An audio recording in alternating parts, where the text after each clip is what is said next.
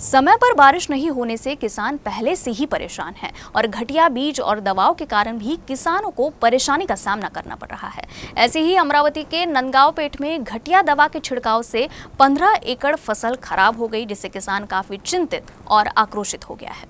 शरद भुसकड़े के pass नंदगांवपेट परिसर में 15 एकड़ का खेत है और उन्होंने खेत में सोयाबीन बोया था। फसल 20 दिन की होने के बाद भुसकड़े ने सुबह 11 बजे पूरे खेत में दवा का छिड़काव किया, लेकिन दोपहर करीब 2 बजे पूरे खेत की अच्छी क्वालिटी की फसल खराब हो गई, जिससे किसान को बहुत बड़ा आर्थिक झटका लगा है। इस बारे में तहसील कृषि अधिकारी से शिकायत की गई, लेकिन उन्होंने कोई ध्यान नहीं दिया, जिसके बाद वरिष्ठ कृषि अधिकारी चेडे और वरिष्ठ शोधकर्ता डॉक्टर मुंजे ने खेत का दौरा किया और सोयाबीन पर विशेष छिड़काव करने की सलाह दी। नांदगावपेठ येथील श्री भुसकटे यांच्या शेतात आज आम्ही पाहणी केली।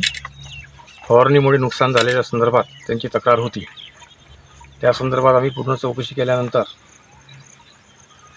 अशी दिसून आलेले आहे की शेतकऱ्यांनी सोयाबीनची पीक 15 दिवसाची असतानाच